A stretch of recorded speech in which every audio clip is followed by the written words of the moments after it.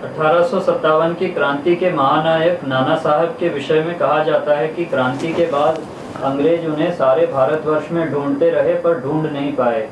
उनकी मृत्यु के बारे में कोई निश्चित प्रमाण नहीं है। नाना साहेब मराठा साम्राज्य के अंतिम पेशवा के पुत्र थे, जिनके साथ मराठा साम्राज्य समाप्त हो गया। क्या यह पार्ट प्रजापिता का नहीं हो सकता?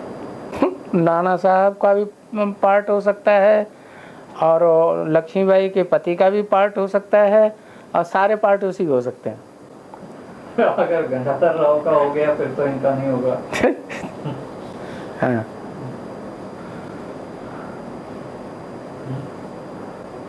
टीवी पर एक सीरियल आया था राज पिछले जन्म का, जिसमें कोई महिला प्रसिद्ध व्यक्तियों या कलाकारों के मुख से उनके पिछले जन्म की कहानी बुलवाती थी, ट्रांस में ले जा करके, जिसका नाट्य रूपांतर दिखाया जाता था। और वो ऐसी बातें दिखाते थे जिसको साबित भी किया जा सकता है और जिसका वर्तमान जीवन की किसी कमजोरी या डर से संबंध होता था।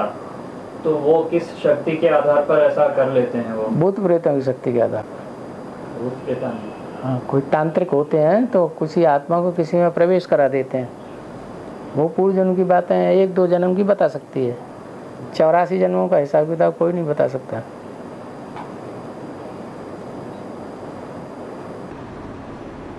He asked about a TV serial which was shown. In this, a female used to make people go into trance, and they depicted about the previous birth, and he even said that there could be proofs obtained from this. So, on what basis, on the power of what could she do that? Baba said on the basis of Bhoot Pret, that is Bhoot Pret, the evil soul. Ghosts and devils. Ghosts and spirits. So these ghosts and spirits can enter in someone's body, and they can tell about 1, 2 or 3 births, but no one can tell about the 84 births, the secret of 84 births, except for Shiv Baba says Baba. we will come to know about our births at the end. बाबा कहते हैं कि हम अपने जन्मों के बारे बाबा कहते हैं हम अपने जन्मों के बारे में अंत में जान जाएंगे। हाँ, वो हम किस आधार पर जान जाएंगे? On what basis? भूत प्रेतों को बताए हुए आधार पर। We will not come to know. No, No. we will come to know. But Conscious. on what basis? Would it be on the basis of ghosts and spirits? No. So you have to be soul conscious. हाँ, आत्मिक स्थिति के आधार पर ना? Atmic, आत्मिक स्थिति के आधार पर भी नहीं जान जाएंगे। Even not on the basis of soul conscious state. okay. बाबा के दिए हुए ज्ञान के आधार पर जान जाएंगे।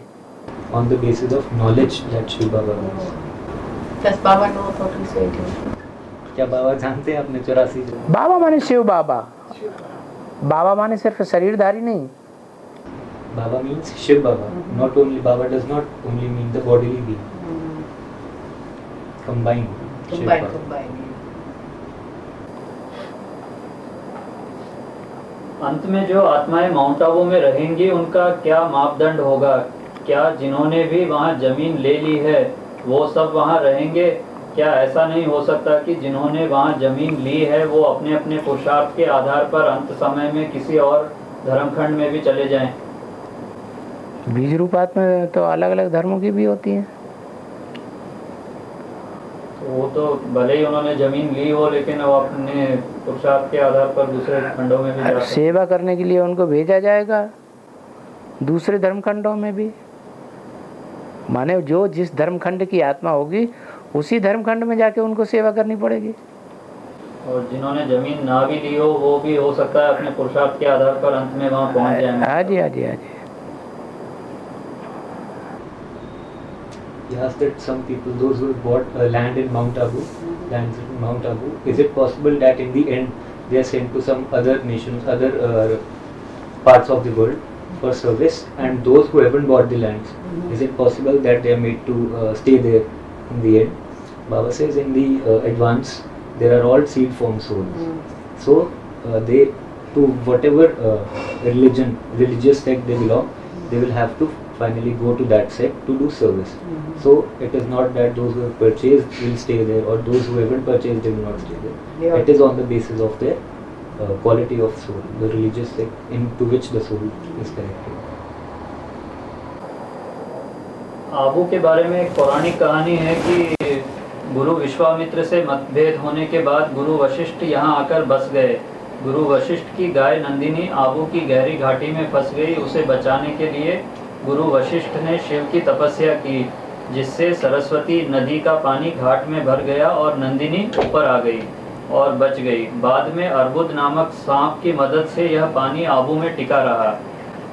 इस अर्बुद सांप के नाम पर उस पर्वत का नाम अर्बुद पर्वत पड़ा। पानी टिका रहा, फिर वो पहाड़ बन गया। पानी कैसे पहाड़ बन जाएगा? नहीं, पानी तो शायद वो नक्की झील के लिए कह रहे होंगे, वो हाँ, उसका यादगार होगा। लेकिन वो जो अर्बुद सांप के मदद से जो वो पानी वहाँ टिका रहा, उसके आधार पर उसका नाम जो है अर्बुद पर्वत पड़ा। दो कथाएं हैं ऐसी, मतलब कि भाई आबू नाम क्यों पड़ा उसका, माउंट आबू का। और एक और कथा के अनुसार जो है अर्बुदा देवी के नाम पर इस पर्वत का नाम अर्बुद आबू पर्वत पड़ गया। सांप के फन पर पृथ्वी टिकी हुई है, ये बात तो ठीक है। पृथ्वी का जो हिस्सा बिल्कुल सांप के फन के ऊपर आता है वो अर्बुदाचल पर्वत हुआ, वहां तक ठीक है। सांप कौन है?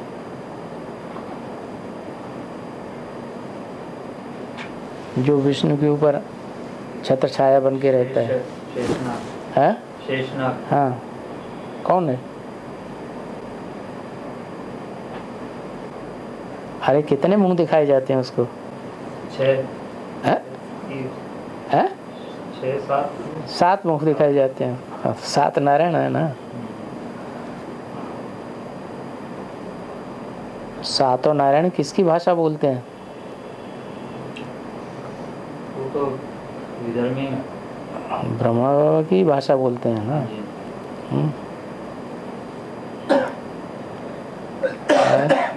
वो मतलब गुरु वशिष्ठ है।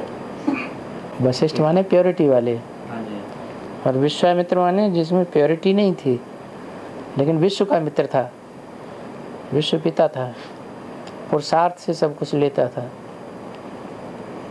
पुरुषार्थ से स्वर्ग की रचना करता था। तो लेकिन यहाँ जो बताया गया कि भी गुरु विश्वामित्र से मतभेद के बाद गुरु वशिष्ठ यहाँ आकर बस गए, तो ये भी क्या संगम युग की किसी घटना का ही? मतभेद यज्ञ के आदि का है नहीं।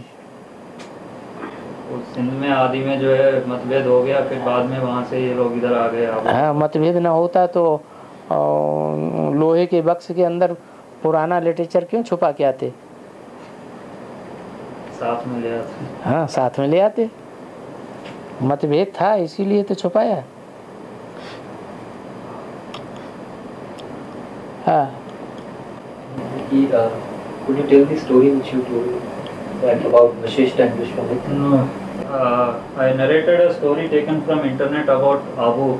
According to that story, Guru Vishwamitra came to Mount Abu after developing differences of opinion with Guru Vishwamitra, and the cow of Guru Vashishta, which was named Nandini, she was stuck in the deep ravines of Mount Abu. So in order to save her, Guru Vashishta performed the penance of Shiva, and because of that the water of river Saraswati got filled in that valley, and the cow Nandini came up, and so she was saved. And later on, a snake named Arbud helped in retaining that water within the Mount Abu. So because of the snake named Arbud, this mount was named as Mount Abu. So for that Baba was giving clarification that the snake Arbud refers to the Sheshnag. Sheshnag is shown to have 7 heads. So these 7 heads represent the 7 Narayans. So they are all followers of Brahma. They speak the language of Brahma.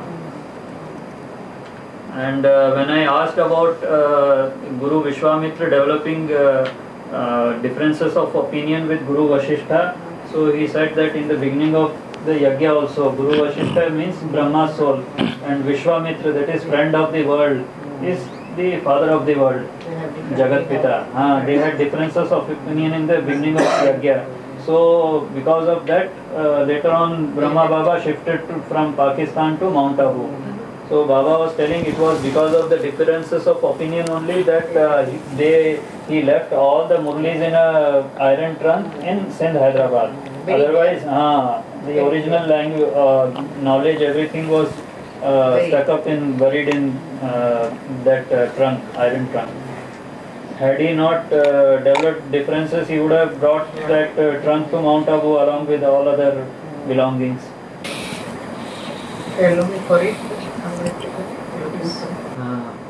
माता जी कह रही कि भाई कुछ लोग अभी ढूंढ रहे हैं उसको, लोहे की पेटी को जिसमें वो आदि का ज्ञान सारा भरा हुआ है. हो सकता है. It is possible. They will get it at the right time. सही समय पर उनको मिल जाएगा.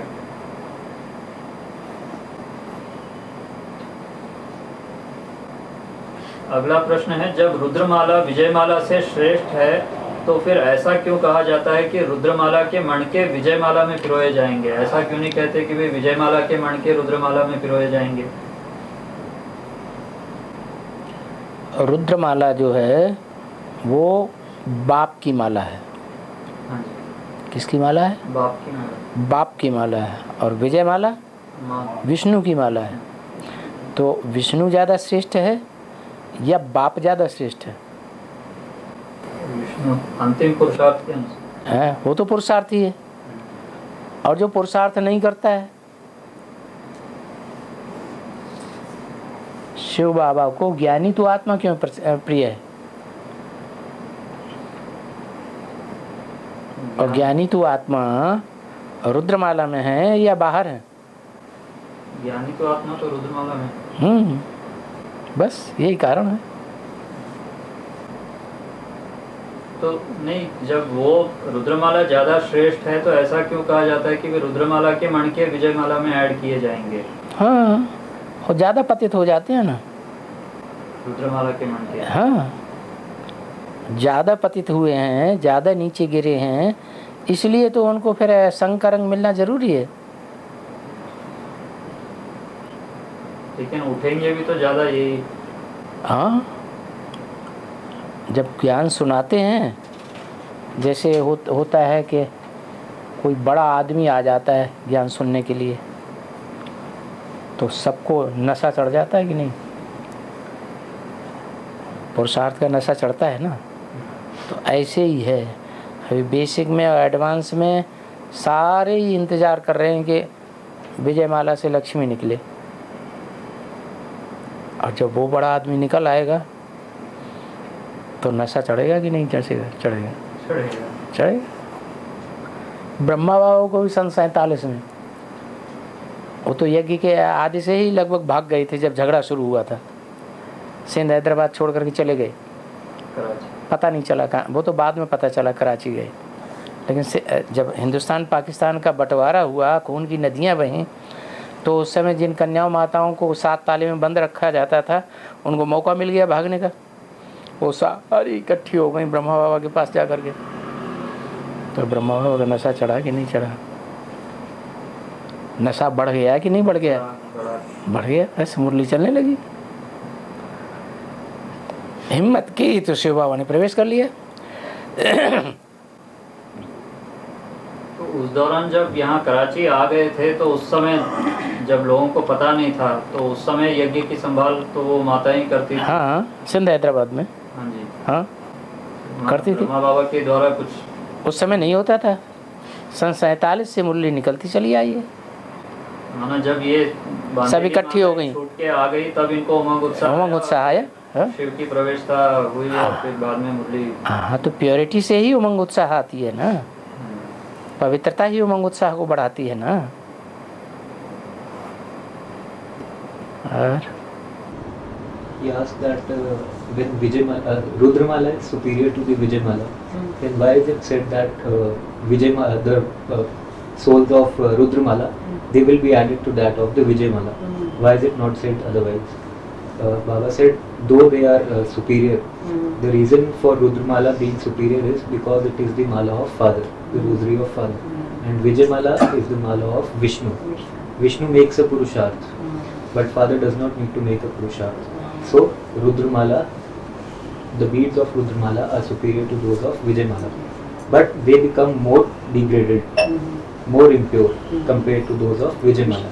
So they need to come in the color of company of Vijayamala to get in an elevated position. So for this Baba said that when some renowned person comes to give a lecture, then everybody is intoxicated by that knowledge. So this big person word Baba used for Lakshmi. Even in the BKs as well as the PBKs, everyone is waiting for that part of Lakshmi to reveal. So when that big personality, Lakshmi, would come, everyone will be intoxicated by that knowledge. Baba also told about the beginning of the yajna, that when those kanyai, that is the virgins who were locked behind seven locks in the during the partition of India and Pakistan, when they got a chance to free themselves, they went to Brahma Baba, and Baba was intoxicated by it very much. That is, Baba said, nasha. He gets intoxicated, and because of this he makes an effort, and Shiv Baba enters Brahma Baba. So this goes as well for the beginning of the yajna for Brahma Baba. जैसे ब्रह्मा बाबा के लिए यही बात लागू होती है, ऐसे ही अंत में राम वाली आत्मा के लिए ये बात लागू होती है। ब्रह्मा बाबा के संगी साथियों के लिए जैसे ये बात लागू होती है, वैसे ही राम वाली आत्मा के रुद्रमाला के मणकों के प्रति भी यही बात लागू होती है। जब वो आएगी विजयमाला की हेड, तो नशा चढ़ जाए, इसलिए गायन है कौन सी नशे का?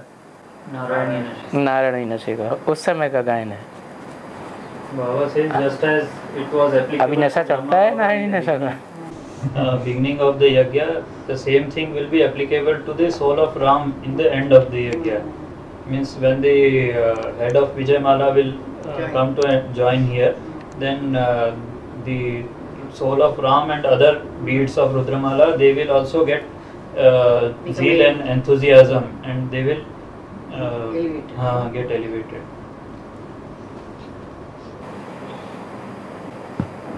बाबा जगदम्बा के लिए कहा जाता है कि वो 108वां मणका है, और प्रश्न ये उन्होंने पूछा है कि ऐसा कैसे हो सकता है कि 108वें मणके की प्रत्यक्षता दूसरे मणके से लेकर 107वें मणके से पहले हो गई। उनकी तो पहले घोषणा कर दी थी कि भाई वो आखिरी मणका है, तो दूसरे से लेके 107वें मणके तक जो है उनकी प्रत्यक्षता पहले क्यों नहीं हुई? प्रत्यक्षता को जन्म कहा जाता है ना। हाँ जी, कहा जाता है जो जन्म पहले लेता है वो बड़ा होता है, या जो जन्म बाद में लेता है वो बड़ा होता है? जन्म पहले लेता। असुरों का जन्म पहले हुआ या देवताओं का जन्म पहले हुआ? कौन बड़े थे कौन छोटे थे? असुर हैं? असुर बड़े थे ना। ऐसे यहाँ भी है, जगदम्बा की प्रत्यक्षता पहले होना जरूरी है, क्योंकि वो चंद्रवंशी हैं। चंद्रवंश से ही रावण राज्य निकलता है। रावण संप्रदाय में कन्वर्ट होने वाले सब कौन से वंश से निकलते हैं? चंद्रवंश से। और वो तो सूर्यवंशी है। कौन? दूसरे नंबर दूसरे अष्टदेवों में से जो भी हैं वो तो सूर्यवंशी हैं। तो सूर्यवंशी पक्के देवता हैं या कच्चे देवता हैं? पक्के देवता हैं, तो वही है, तो वो बाद में प्रत्यक्ष होंगे। He asked about Jagdamba. Actually, the 108th bead of the bead mala, what Baba says, 108 ki mala. So the question was, why is her part revealed before that of the second to the 107th bead? That is after the first bead. Why is directly the 108th bead, that is Jagdamba, her part revealed before the others? So Baba says that revelation is said to be a birth. That is pratakshta janm ki tarah, Baba says. So demons are born before deities. So Baba compares it with that the soul of Jagdamba is being compared to deities, that is the Ashtadev. So he is not calling directly, he is just comparing the soul of Jagdamba to the Ashtadev. They are the deity souls. So as demons are shown to have taken birth before the deities. In the same way, the 108th bead is shown to have been revealed before the Ashtadev, the real Suryavanshis. These 8 Suryavanshis are the genuine deity religion, belonging to the genuine deity religion. अव्यक्तवाणियों में कहा जाता है कि विदेशी भारतवासियों को जगाएंगे। वैसे तो कहा जाता है कि दक्षिण भारत वाले विदेशी और उत्तर भारत वाले स्वदेशी हैं, लेकिन ब्राह्मणों की दुनिया में विदेशी और भारतवासी किन्हें कहेंगे? दक्षिण भारत वालों को नहीं कहा है, दक्षिण भारत है भारत का विदेश। आत्मा स्वदेशी या विदेशी नहीं होती है।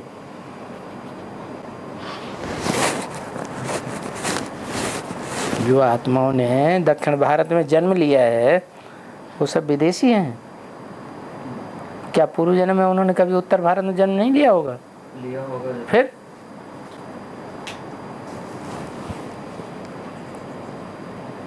तो प्रश्न को रिफॉर्म करके बोलो। मैं वो पूछना चाह रहे थे शायद कि भाई बीके और पीवीके की कंपैरिजन में जो है कौन स्वदेशी कौन विदेशी हुए,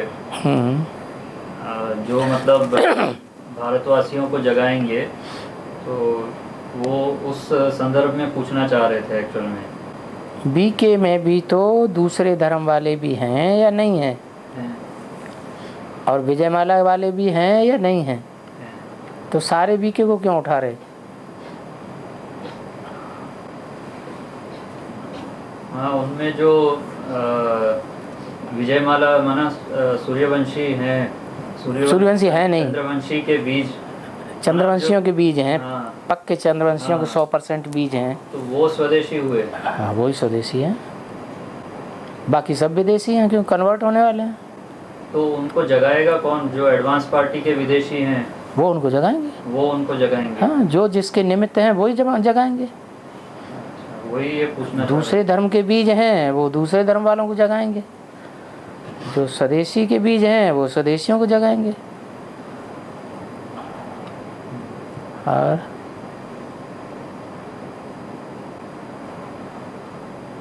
in the Avyaktawanis it is said that the Videshis will awaken the Bharatvasis. In the advanced knowledge it is said that the residents of South India are Videshis and the residents of North India are Swadeshis.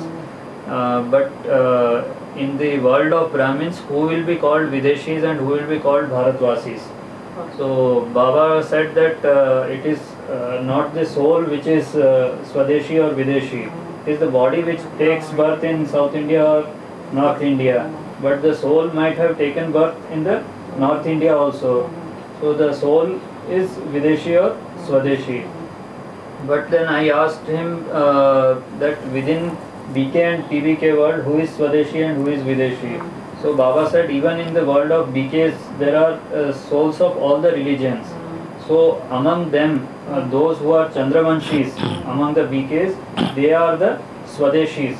So they will be awakened by the souls of advanced party, who are considered to be Videshis. So means है ना, advance party में जो चंद्रवंश के बीज हैं वो उन चंद्रवंशियों को जगाएंगे। हाँ, बीज रूप हैं वो, ज़्यादा पावरफुल हैं, वो उनको जगाएंगे। और वैसे ही जो एडवांस पार्टी में दूसरे धर्म की आत्माएं वो दूसरे धर्म वालों को जगाएंगे, जो चंद्रवंश में दूसरे धर्म के हैं। Those Chandravanshis among the advanced parties will awaken the Chandravanshis, that is Swadeshis, among the BKs. And similarly, souls, seeds of other religions will awaken the seeds of their respective religions from the BK world. अगला प्रश्न है, आदि के 9 लाख की जनसंख्या किसको कहेंगे? जिनको भगवान के आने की पॉजिटिव खबर मिली या जिनको नेगेटिव खबर मिली वो भी इसमें शामिल होंगे? क्योंकि नेगेटिव खबर तो दूर दूर तक फैली थी समाचार पत्रों के द्वारा। जो विदेशी हैं वो नेगेटिव लेने वाले हैं या पॉजिटिव लेने वाले हैं? तो नेगेटिव रूप में लेंगे। तो नंबरवार विदेशी हैं, नंबरवार स्वदेशी हैं। मतलब जहाँ जहाँ समाचार पहुँचा वो सारे उसमें 9 लाख थे ना उसी समय आबादी, सिंध हैदराबाद की। सिंध हैदराबाद की थी, लेकिन समाचार तो दूसरे प्रांतों में भी पहुंचा होगा ना। उतना नहीं, भगवान आया है। उतना नहीं, वहाँ प्रैक्टिकल प्रभाव देखने में आया लोगों को। लेकिन अगर जो जाते थे वो साक्षात्कार में चले जाते थे, वहाँ प्रैक्टिकल प्रभाव देखने में आया। दूर दूर वालों को तो उतना प्रैक्टिकल नहीं होता है।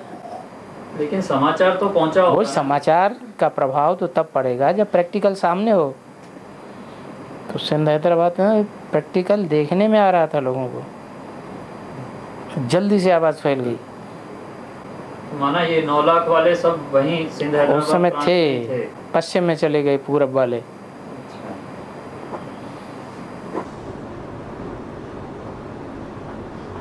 He asked about whom would we call the 9 lakh which we call in the beginning.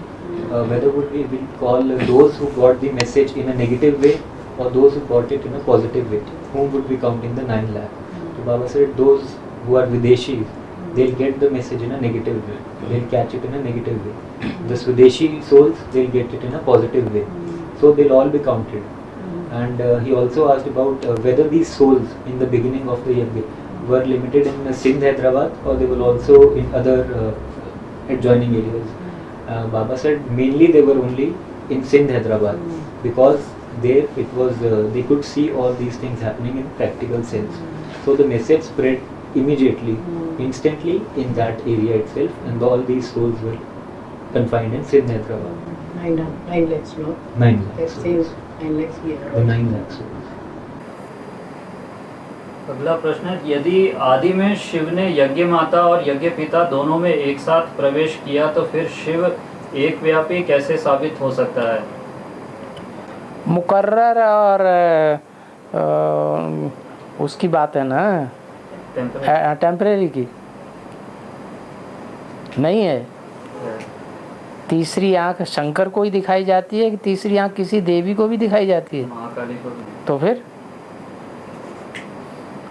मुकर्रर कौन है? वो तो महादेव हो। फिर जो मुकर्रर है उसके लिए है। उनमें सिर्फ टेम्पररी सुनने सुनाने के लिए। हाँ जी, हाँ जी, हाँ जी। अब चाहे वो दादा लेखराज ब्रह्मा हो चाहे जगदम्बा हो। Is that in the beginning Shiv, we say that Baba says that Shiv, Supreme Soul, entered in Ram Sevak and यज्ञ माता and Yajna यज्ञ Mata and पिता। Yajna Pita simultaneously. Then how would he be called to be present in one? Because he entered simultaneously two bodies. Then how can we say that God gets revealed in one, as one? So Baba says it is about the permanent and the temporary chariot. The third eye of knowledge which is shown, it is shown only in Mahadev, not to Mahakali. So Mahadev is the permanent chariot. In that sense, he is only presenting one. बाबा ऐसे ही ब्रह्मा बाबा के समय भी एक व्यापी वाली बात अभी कई लोगों के मन में क्लियर नहीं हुई है। या जब ब्रह्मा बाबा जीवित थे तब राम वाली आत्मा के तन में भी शिव की प्रवेशता होती थी। राम वाली आत्मा ज्ञान में तो नहीं थी। जैसे सन 47 या 42 से लेके जो है 69 तक, जब तक राम वाली आत्मा दोबारा ज्ञान में नहीं आई, तो तब तक माना तो यही जाता है कि वे शिव ने माँ के रूप में ब्रह्मा बाबा के द्वारा कार्य किया। तो क्या उस समय भी राम वाली आत्मा में शिव की प्रवेशता होती थी? ये कोई बात हुई? जो बेसिक नॉलेज जो बच्चा नहीं पढ़ा है वो एडवांस में ऊपर BA की नॉलेज कैसे पढ़ लेगा? माना उस समय प्रवेशता केवल ब्रह्मा बाबा के तन में ही हुई है। उसके बाद तो फिर एक व्यापी है ही है? उसके बाद तो फिर एक व्यापी है ही 69 के बाद। हाँ। ब्रह्मा बाबा के शरीर छोड़ने के बाद हाँ। फिर तो एक व्यापी है ही। लेकिन जब तक ब्रह्मा बाबा और राम वाली आत्मा दोनों जीवित थे उस समय का ये डाउट था कि भाई उस समय क्या दोनों में प्रवेशता होती थी? नहीं। हाँ। Was that when Brahma Baba was alive, did Shiv Baba enter the body of Ram from 42 to 69? So Baba said no, because at that time the soul of Ram was not even in the basic knowledge. So one who is not even taken primary knowledge, how can he attain the knowledge of BA or any higher studies? So at that time Shiv did not enter the body of Ram. 10 months after Brahma left. That is after 69 he entered in as a permanent channel. So this is what Bhai clarified in his own sense. 10 months after Brahma died. Yeah. Left his body. Yes, Brahma left his body only. माता जी पूछ रही है कि ब्रह्मा बाबा ने तो जनवरी में शरीर छोड़ा था, लेकिन राम वाली आत्मा तो 10 महीने बाद ज्ञान में आई थी। और बच्चा कितने महीने के बाद पैदा होता है? How many months does a child take Yes, birth? that's what August or something. No? November. November. So it takes 9 months, 9 to 10 months. तो उस दौरान शिव की फिर प्रवेशता नहीं हुई क्या, वो पूछ रही माता जी। 10 महीने बाद ही शिव की प्रवेशता हुई क्या? अरे जब ज्ञान में थी नहीं, बेसिक नॉलेज ही नहीं ली, तो प्रवेशता की बात कहाँ से पैदा हो जाएगी? तो उस समय किसी भी रथ में प्रवेशता नहीं हुई क्या? किस समय? 9 महीने। 9 महीने। हाँ, और बच्चों में हुआ। जैसे है कि आज में बहुत बच्चों के नाम रखे और मर गए। That's why they say the forest is not empty. Baba is telling that he did not enter because Brahma Baba was not alive and soul of Ram did not enter the path of knowledge. So how can he enter in the soul of Ram? So at that time he entered in some other children. लेकिन कोई दावा तो नहीं कर सकता कि भाई प्रवेशता हुई। प्रवेशता हुई। वैसे जिन बच्चों में प्रवेश करके बाबा सर्विस करते हैं, दृष्टि देने की, दृष्टि की पावर देते हैं, ज्ञान की पावर देते हैं, वाचा की पावर देते हैं, उनमें से कोई छाती ठोक के कह सकता है मेरे अंदर प्रवेशता हुई? फिर ये तो कोई भी नहीं कह सकता है। माँ बाबा पालना करते रहे ब्राह्मण परिवार। हाँ जी, हाँ किसी जी, न किसी हाँ ने जी, प्रवेश करके। हाँ जी। No, I said Shiva Baba entered after 10 months after Baba. Yeah, Shiv entered. But during those 10 months, Baba is telling that he entered in some or the other Brahmin children and gave sustenance to the Brahmin family. Oh. Because he has to give sustenance. No, Brahmin family cannot remain unsustained. Oh. So he gave sustenance by entering in some or the other Brahmin soul. But that soul cannot claim that Shiv entered in me. He just enters and gives enthusiasm and zeal to the Brahmin souls. That what happens now? Avyakt one. That one. No, Abhay. Now Brahma Baba enters in the Daddy Mucha's body. But here in case of Gulzar Dadi, you can know that a particular soul has entered. But when Shiva enters, nobody knows. Nobody knows that Shiva has entered in me. That is the difference. बाबा अर्धनारीश्वर किसे कहेंगे, राम और कृष्ण की आत्माओं को, जगदम्बा और जगत पिता को, या राम वाली आत्मा और काशी नगरी को? अभी तो थोड़े 1-2 दिन पहले मुरली चली है जिसमें ये क्लियर कर दिया है कि कंबाइंड पार्ट को अर्धनारीश्वर कहा जाएगा। माँ और बाप इकट्ठे हैं, माँ बाप इकट्ठे पार्ट बजाते हैं। वो माँ भी है और बाप भी है। अभी 1-2 दिन के अंदर वाणी चली, 2-4 दिन के अंदर 63 या 65 की वाणी है। कब की है वो? तो ये राम और कृष्ण की आत्मा के लिए। हाँ जी, वही तो कंबाइंड होकर के माँ बाप का पार्ट बजा रही है। हाँ। फिर बुद्ध को दशावतार में क्यों शामिल किया गया है? और ऐसा बताया जाता है कि शंकराचार्य ने ही महात्मा बुद्ध को 9वें अवतार के रूप में दर्शाया था। इसका क्या अर्थ है? शंकराचार्य संन्यास धर्म की आत्मा है ना। हाँ जी। और संन्यास धर्म क्या शंकराचार्य से ही शुरू हुआ है या बौद्ध धर्म से ही संन्यास धर्म शुरू हो चुका था? तो बुद्ध ही सन्यासी पक्का है। तो उनको दशावतार में क्यों शामिल कर लिया गया था? कई जैसे बिरला मंदिर वगैरह हैं उनमें दिखाया जाता है बुद्ध को भी एक अवतार के रूप में दिखा देते हैं। और भारतीयों में भारतीय धर्म की सपोर्ट में कौन सा धर्म सबसे ज़्यादा सहयोगी बनता है प्योरिटी में? बौद्ध धर्म। तो उसका नंबर नहीं आना चाहिए।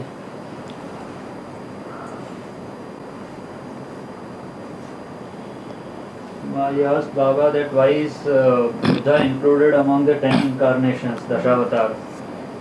So Baba said that it is Buddhism which helps India in case of purity the most among all the religions. So that is why Buddha is also included in Dashavatar. And Shankaracharya, it is also said that Shankaracharya revealed Mahatma Buddha in the form of 9th incarnation. It was Shankaracharya who revealed. So Baba said it is the sannyas religion did not start from Shankaracharya only. It started during the times of Mahatma Buddha also. So it is Shankaracharya who recognizes Mahatma Buddha by accepting him as the 10th this one incarnation.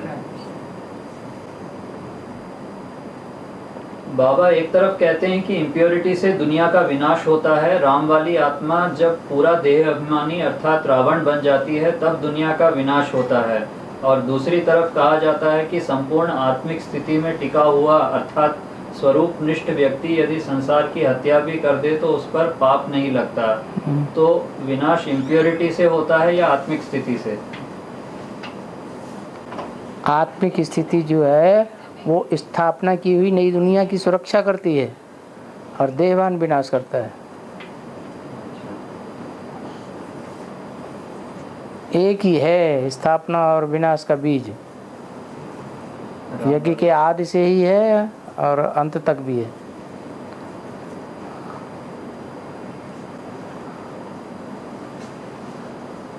I asked Baba that Baba says on one side that impurity causes the destruction of the world. When the soul of Ram becomes completely body conscious, that is Ravan, then the destruction of the world takes place. And on the other side, it is said that a soul which has become completely soul conscious, if it kills the entire, even if it kills the entire world, then it will not accrue any sin. It is said in Gita, Swarup Nishtha soul. So I asked Baba that whether destruction takes place through impurity or through soul conscious stage. So Baba said that soul conscious stage causes the safety of establishment. It safeguards establishment, and body consciousness causes the destruction of the world. Ravan become Ravan, says it. It's about that time.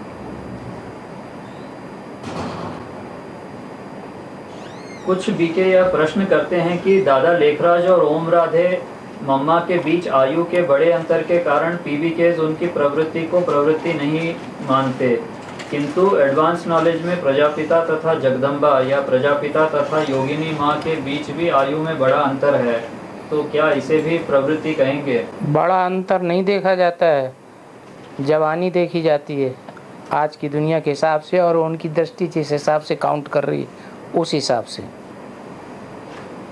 क्या देखा जाता है। राजाएं होते थे, 60-60 साल के राजाएं हो जाते थे, 16-17 साल की कन्याओं के साथ विवाह करते थे या नहीं करते थे? उनके माँ बाप अंधे थे? क्या देखते थे वो? पदमान मर्तबा देखते थे हैं?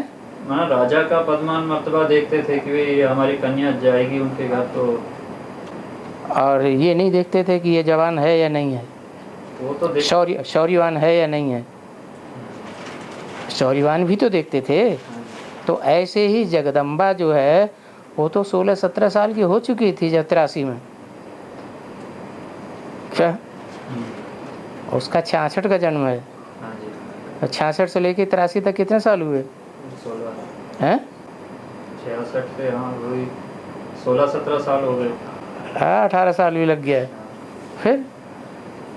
और जगदम ओम राधे तो 14 साल की आई थी, 13-14 साल की थी, तो वो उसे क्या कहा जाएगा? बच्ची के समान कहा जाएगा कि पत्नी बनने योग्य थी? तो बच्ची हो। तो फर्स्ट इम्प्रेशन क्या हुआ था? बच्ची का। ब्रह्मा बाबा का ओम राधे के साथ 14 साल की उम्र, जब 14वां साल लगा तो फर्स्ट इम्प्रेशन क्या था? कन्या बच्ची का था, बेटी का था या पत्नी का था? बेटी। फिर बाद में संस्कारों के आधार पर यज्ञ माता, हाँ, योग्य बन गई तो उसको बना दिया यज्ञ माता।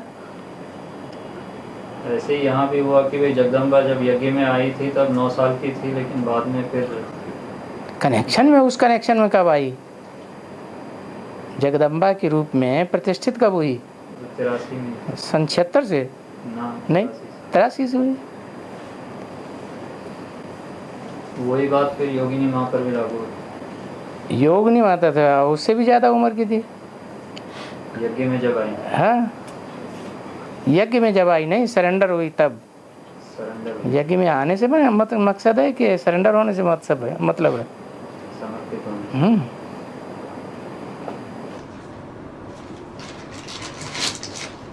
You have that some wikis say that some wikis ask that because Brahma Baba and Om Radhe Mama, there was a lot of age difference between them. So they say that PVKs don't consider them to be as a pravritti because of this reason. So same way here in advance, the soul of Ram and that of Yogini, there is a lot of age difference. So how can it will also called be a pravritti? So Baba said that Pravritti is nature. Pravritti is combined Household. मतलब male and female kind of a thing. Husband and wife. Husband and wife. So Baba said that when giving the example of Jagdamba, in 1983, she had almost attained the age of 18. And while Om Radhe Mama, when she was surrendered in the yajna during the time of Brahma, she was only 14. So the first impression which Brahma Baba got was that of a daughter. Only after later on, when she had the abilities, was she placed as the on the position of Yajna Mata, that is to control the yajna. But the first impression was that of a daughter. Baba also gave example of in the previous times of the kings, that the people would marry their daughters to the kings of age 60, and the daughters were of age 16, 17. Then what was the reason? Those people used to see the bravery of the kings, not just the age, the bravery and the influence. So similarly for Jagat Pita and Jagdamba, as Baba said, it would be called pravritti, that is household. Same for Yogini. It does not matter when did she come, but what matters is when she got herself surrendered in the yajna. So when she got surrendered, her age was even elder to that of Jagdamba. माना जगदम्बा भी 17-18 साल की थी और योगिनी माँ वो भी 17-18 साल की थी सरेंडर होने के बाद।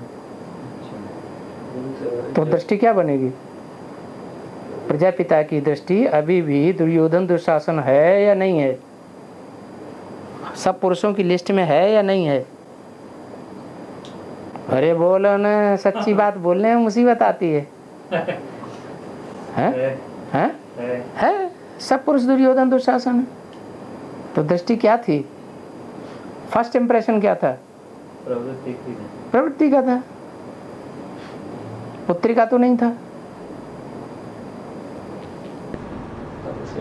Both Jagdamba and Yogini, they were almost of 18 years of age when they got surrendered. So the first impression which Prajapita had was not of a daughter but that of a pravritti, of household. And Baba said, is Prajapita not counted in the list of Duryodhana and Dushasan? Certainly he is. So the vision which he through which he sees is not of a daughter but as a pravritti.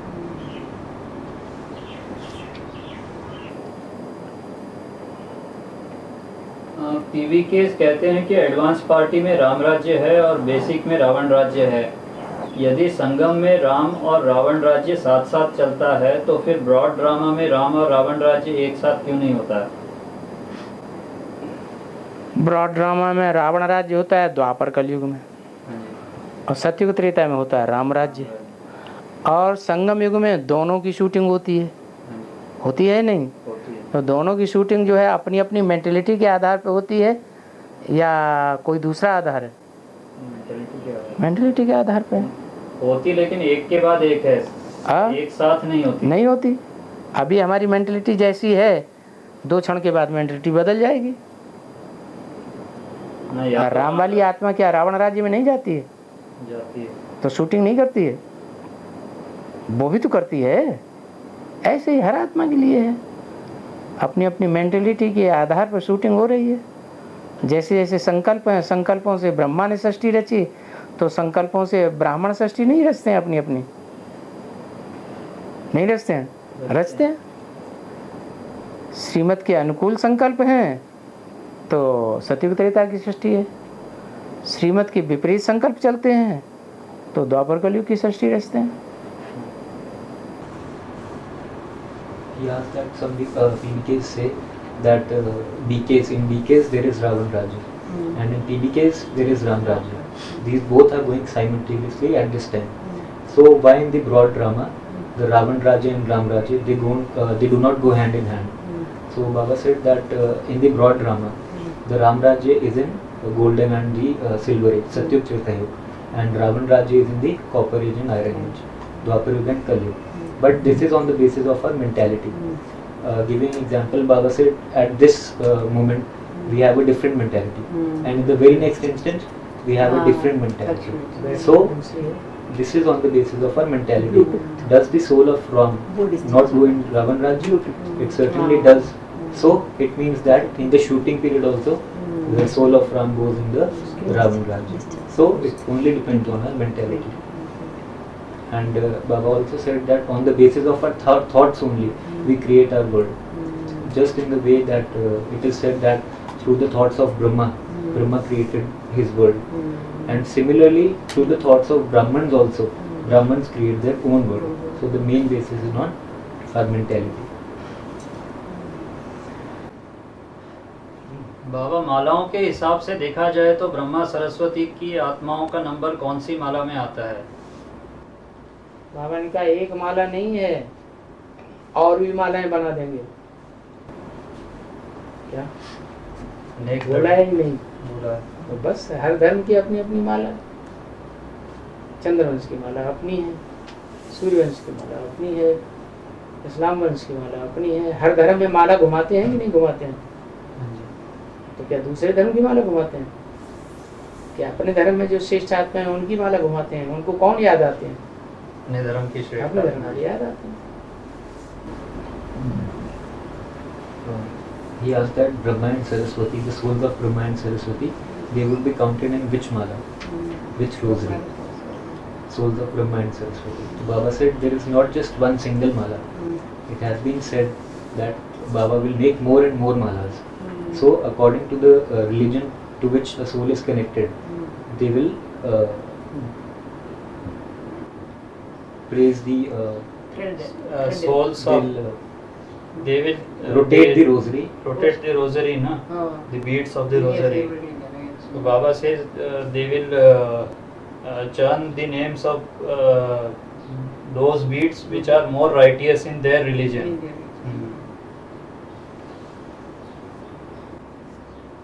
बाबा, क्या सम्राट अशोक का part Prajapita वाली आत्मा का ही है? अशोक की लाट को आज के भारत के राष्ट्रीय चिन्ह के रूप में भी उपयोग किया जाता है। जब बाप दादा ही किसी का पार्ट क्लियर नहीं कर सकते तो हम कैसे क्लियर कर सकते हैं? लेकिन बाबा बोलता है ना कि हर धर्म में मूर्खता वाला प्रश्न हो गया ना कि ये पार्ट किसका है, कि वो पार्ट किसका है, कि वो पार्ट किसका है। देखिए, ज्ञान के आधार पर भी समझा नहीं जा सकता है कि बुद्ध धर्म में जो राजाई की स्थापना का कार्य है, तो वो शुरुआत राजाई की शुरुआत तो असली अशोक के द्वारा ही होती है। सबसे ज्यादा फैलाने के निमित्त वो बनता है अशोक। पहले तो हिंसक राजा था। हाँ जी। तो वो राजा बौद्ध धर्म का राजा था क्या? पहले तो हिंदू था, बाद में बौद्ध धर्म अपना लिया।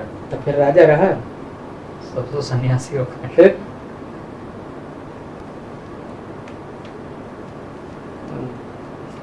He asked that the part of Emperor Ashok, is it that of Prajapita? Because even in the national emblem, the Ashoka is shown. So Baba said this is a question of foolishness, because Baba himself does not declare any part. So how can we go on declaring parts? Plus Baba explained that before taking this sannyas, this Emperor Ashok was a violent king, and later on he took sannyas, so he no longer remained a king. So he was not a soul of Buddha religion initially. Only after taking sannyas he was not no more a king.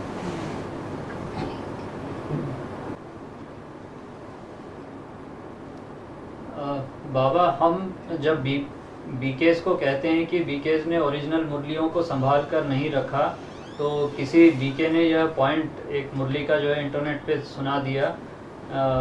ये 3-9-82 की मुरली है। अब तुम समझते हो कि ज्ञान का सागर अर्थात अथाह ज्ञान देते रहते हैं और अंत तक देते ही रहेंगे। हम यह मुरली इकट्ठा कर सकेंगे क्या? यह रखने की चीज़ नहीं है। शास्त्र आदि तो फिर भी भक्ति मार्ग के काम में आते हैं। हम जो लिखते हैं वह फिर क्या काम में आएगा? कहाँ हमारे 2-4 हज़ार, कहाँ उन्हों की करोड़ों की अंदाज में गीताएं बनती हैं। सब भाषाओं में सर्व शास्त्रमयी शिरोमणि गीता का बहुत मान है। गीताएं शास्त्र आदि कितने पढ़ते होंगे? तो हमने ये जवाब दिया कि उस समय के बीकेज ने सोचा कि बाबा तो ब्रह्मा के द्वारा अंत तक ज्ञान सुनाता रहेगा, इसलिए उन्होंने मुरलियों का रिकॉर्ड नहीं रखा। लेकिन उक्त मुरली के अनुसार क्या अंत में बेसिक की मुरलियों का मान खत्म हो जाएगा? जो भगवान साबित किया जाएगा उसका मान रखेंगे, या जो देहधारी धर्म गुरु साबित होंगे उनका मान रखेंगे? जो भगवान का पाठधारी साबित। अच्छा, दूसरी बात यह है कि जो ब्रॉड ड्रामा है उसमें ब्रह्मा मुख से वेद उच्चारण किए गए, उनका मान रखा गया, वो ज़्यादा पढ़ते हैं या दूसरे शास्त्र ज़्यादा पढ़ते हैं? गीता ज़्यादा पढ़ते हैं। गीता ज़्यादा पढ़ते हैं। ऐसे ही है गीता ज्ञान, जिसे हम गीता ज्ञान कहते हैं, वो ज्ञानामृत कब कहा जाता है? जब मंथन होता है उसमें। तो 68-69 तक, 18 जनवरी तक गीता को हम अमृत कहें, गीता ज्ञानामृत कहें? तो उस समय तो अमृत नहीं कहें। नहीं था, तो भगवान की उच्चारण की हुई चीज नहीं हुई। ब्रह्मा की उच्चारण की हुई चीज मानी जाएगी, भगवान की उच्चारण की, भगवान के रूप में प्रत्यक्ष होने वाले की उच्चारण की हुई वाणी नहीं मानी जाएगी। तो लोग उसका मान क्यों रखेंगे? जिससे फायदा होगा उसका मान रखेंगे, या जिससे फायदा ही नहीं हुआ उसका मान रखेंगे? तो वो फायदा किससे हुआ? फायदा तो एडवांस ज्ञान से हुआ। तो जो ज्ञानामृत है, अमृत पीने से अमर बनेंगे, या जो अमृत नहीं है उसे पीने से अमर बनेंगे? अमृत पीने से। तो अमृत तो सागर से ही आता है। यहाँ तो संख्या भी टैली हो रही है कि वो 2-4 हज़ार हमारे कह रहे हैं, तो है? हमारे 2-4 हज़ार तो वही हो गए जो इनके पास स्टॉक है, जो रिवाइज मुरलियाँ हैं। और जो गीताएं हैं वो तो करोड़ों की संख्या में जो है छपेंगे बोल रहे हैं, तो वो फिर एडवांस नॉलेज से टैली होता है कि जो सच्ची गीता है। नहीं बोला है, बाबा ने बोला है तुम्हारी मुरली अभी तो कम छपती है, आगे चल करके करोड़ों की तादाद में मुरली छपने लग पड़ेगी, लाखों की तादाद में तुम्हारे सेंटर्स खुल जाएंगे। वो यहाँ के लिए एडवांस। तो यहाँ की बात है ना कि वहाँ की बात है।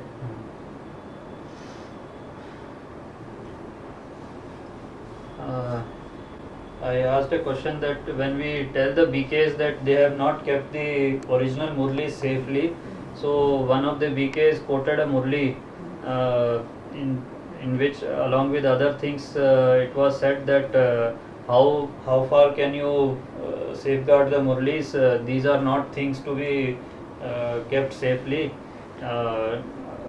Shastras, the scriptures are useful in the path of bhakti, but whatever we write will not be, whatever we write now, that is during the time of Brahma Baba, will not be useful later on. Our 2,000 to 4,000 Murlis and their Gitas in crores, their Gitas are published in crores and in all the languages, and Gita is considered to be the highest among all the scriptures. so many people read Gita. So I replied to them that the BKs of that time had thought that Baba would be narrating Murli's knowledge through Brahma Baba till the end. That is why they did not keep the record of Murlis.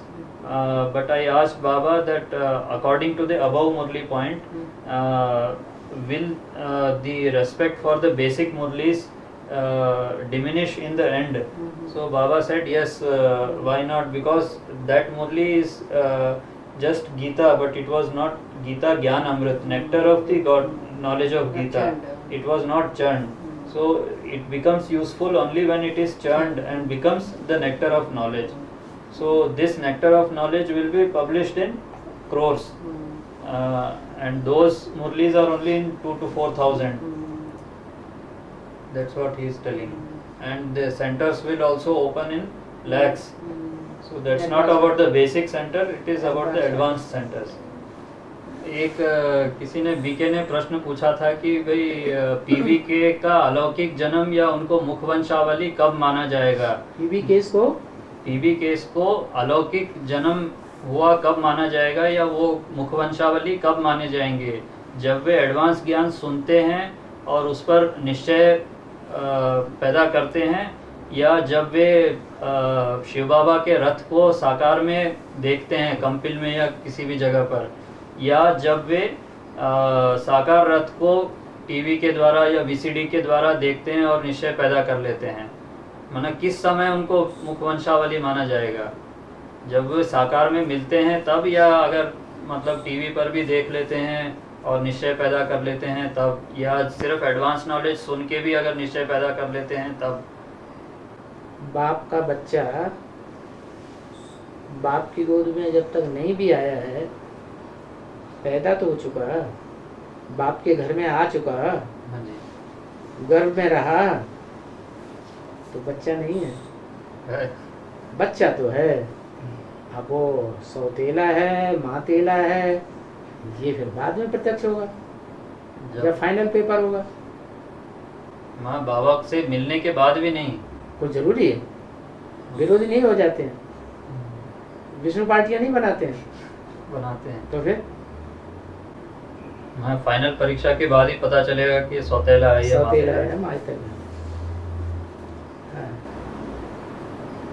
Last date, when would PBKs be called, considered to be as mouth-born progeny? When they listen to the advanced knowledge, or when they meet the Sakar Rath of Baba face to face, or is it when they see the Sakar Rath in TV, VCD and listen to the knowledge? On what basis, when would be called as the mouth-born progeny? So Baba said, even when a child is born, even though if he has not come in the lap of his father, but he is already born. He has stayed in the womb of mother. But it gets revealed later on whether he is Matela or Sotela, what Baba says. That is of the own mother and the stepmother. So this gets revealed later on. But definitely it would be called, yes, the child has taken birth. Advance ज्ञान के हिसाब से late का board कब लगा था और to late का बोर्ड कब लगेगा, और क्या 2018 को टू लेट माना जा सकता है? जो संपन्न स्टेज वाले हैं वो कितने हैं? संपन्न स्टेज 108 हैं? 108 में दूसरे धर्म वाले नहीं, तो फिर सूर्यवंशी, हाँ सूर्यवंशी जो 8 हैं, उनका अगर डिक्लेरेशन हो गया तो टू लेट का तो फिर टू लेट का वोट तो लग गया, लेकिन कहा नहीं जाएगा, कहा जाएगा सिर्फ लेट हुए हैं, अभी भी 108 में आ सकते हैं। तो टू लेट का बोर्ड कब लगेगा? जब 8 प्रत्यक्ष हो गए, 8 की प्रत्यक्षता हुई तो लेट तो हो गए, ये पक्का है। लेकिन अभी टू लेट नहीं हुए हैं, अब राज परिवार के राजाएं बन सकते हैं, पढ़ाई का जो लक्ष्य है राजा बनना, वो 108 में आ सकते हैं। वो भी ना आए तो भी लेट हो गए। राजयोग की पढ़ाई पढ़ी और राजा नहीं बने तो टू लेट हो गए ना। माना 8 की प्रत्यक्षता को लेट का बोर्ड कहेंगे और लेट हो गया, 108 जब प्रत्यक्ष हो जाएंगे तब टू लेट टू लेट हो गया। I asked Baba that as per advanced knowledge, when is it late and when is it too late? Whether 2018 would be considered to be too late. So Baba said that the time when the 8 are revealed, first 8, that is late, and when 108 kings are completely revealed, then it is too late. Means even after the 8 are revealed, there is still time for people to enter into the rosary of 108 kings. But once the 108 kings are also revealed, then it is too late. No point. No. अब राजा नहीं बन सकते, Then you cannot become king. अब राजियों की पढ़ाई पढ़ाने का कोई फायदा नहीं। लेकिन उसके आगे की माला में तो जा सकते हैं ना बाबा? हैं? उसके आगे की 16,000 की या 9 लाख की माला में तो जा सकते हैं। जाओ तो गरारी व्रत करके खींची जाती है, 10-20 लोग मिलकर के खींचते हैं। Baba is telling the rosary of 16,000 or 9 lakh is kept in huge storerooms and they are pulled like this. They are not chanted with the hands. वो माउंट आबू में जा रहे हैं ना, 10-10, 15-15 की पार्टी बना करके।